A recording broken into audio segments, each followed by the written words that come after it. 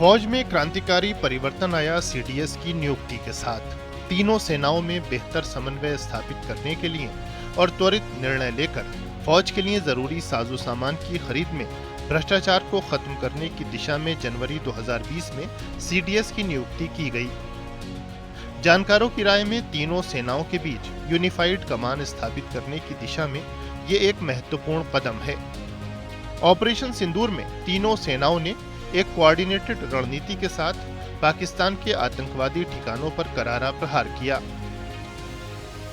CDS का appointment and DMA को बनाना एक बहुत ही अहम फैसला था, बहुत ही स्ट्रॉन्ग फैसला था, बहुत समय से ओवरड्यू था जो ऑनरेबल प्राइम मिनिस्टर ने लिया। आई थिंक ये फोर्सेस को इंटीग्रेट करने के लिए, फोर्सेस को फ्यूचर रेडी करने के लिए एंड एक बहुत लॉन्ग पेंडिंग जो रिफॉर्म था एक चीफ ऑफ डिफेंस स्टाफ को अपॉइंट करना, वो बहुत ही वेरी सिग्निफिकेंट डिसीजन। तीनों सेनाओं के बीच बेहतर तालमेल का ही नतीजा था कि ऑपरेशन सिंदूर में भारत को जबरदस्त कामयाबी मिली और अब मोदी सरकार ने 2035 तक भारत के लिए मिशन सुदर्शन चक्र का निर्णय लिया है। सुदर्शन चक्र भारत की एक बहुस्तरीय और एकीकृत वायु रक्षा प्रणाली है। इसका उद्देश्य भारत के महत्वपूर्ण और रणनीतिक ठिकानों जैसे प्रमुख शहरों, सैन्य अड्डों, परमाणु प्रतिष्ठानों और ऊर्जा केंद्रों को दुश्मन के हवाई हमलों से बचाना है, जिसका ऐलान स्वयं प्रधानमंत्री ने लाल किले की प्राचीर से किया।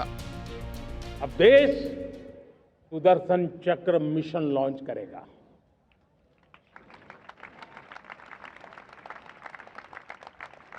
ये मिशन सुदर्शन चक्र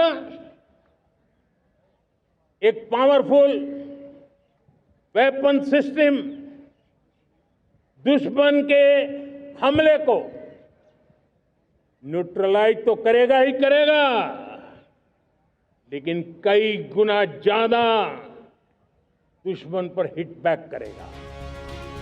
ऑपरेशन सिंदूर के दौरान मीडिया से मुखातिब कर्नल सोफिया कुरैशी और विंग कमांडर व्योमिका सिंह की इस तस्वीर ने पूरी दुनिया में भारत की नारी शक्ति की अमिट छाप छोड़ी। यह आत्मविश्वास था भारतीय सेना में महिलाओं को परमानेंट कमीशन देने के मोदी सरकार के निर्णय का। और अब सैनिक स्कूलों में भी लड़कियों को पढ़ाने का मौका मिल रहा है। महिलाएं अब फौज में उच्च पदों पर आसीन हैं, जहां बैठकर वो निर्णय भी ले सकती हैं और देश की सेवा भी कर सकती हैं। एजुकेशन के लिहाज से वो स्कूल्स के बाद अब उनको फौज यानी कि सशस्त्र सेना ज्वाइन करने के लिए भी बहुत ही एम्पावर और उनको इंस्पायर किया जा रहा है। उनको एडमिशन्स दी जा रही हैं राष्ट्रीय मिलिट्री स्कूल्स में, सैनिक स्कूल्स में, और उसके बाद उनको इनकरेज किया जाता है कि वो नेशनल डिफेंस एकेडमी में भी ज्वाइन करें। इस साल 19 कैडेट वहाँ से ग्रेजुएट हुए हैं। ये बहुत ही गर्व की बात है। इतना ही नहीं बल्कि वेटरन्स के लिए भी प्रधानमंत्री मोदी ने लंबे समय से अटकी पड़ी OROP योजना को मंजूरी दी। इस योजना से 2.5 लाख से अधिक पूर्व सैनिकों को लाभ मिला है। OROP योजना हमारे दिग्गजों के साहस और बलिदान को सच्ची श्रद्धांजलि है। Bureau report, DD news.